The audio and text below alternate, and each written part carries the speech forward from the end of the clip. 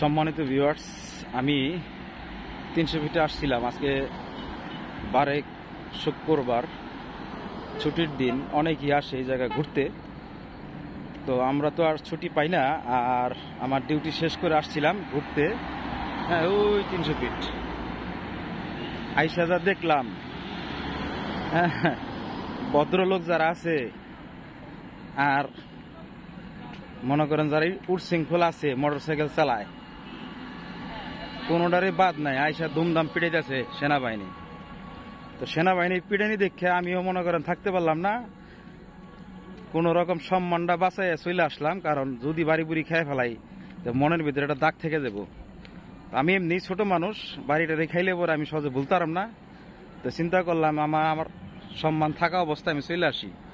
একটা ছোট্ট blog video বানাইতে চাইছিলাম, তাও একটু দূরে এসে বানাইতেছি। কারণ বাড়ি খেতে কে চায় এখন? হ্যাঁ, বেদম পিড়িতেছে। কারণ মনে করেন 9:30 থেকে শুরু করে খালি পিড়িতে আছে। তো আমি চাই না এই পিটানির মধ্যে আমি থাকি, এর জন্য আমি আস্তে করে কাটতে বললাম। এখন মনে করেন যারা ওই জায়গায় থামবো, এরা 2-1টা পিঠা খাইয়ে তারপরে মনে করেন যে বাড়িতে চলে যাবো গা, হাঁসের মাংস লাগবো না।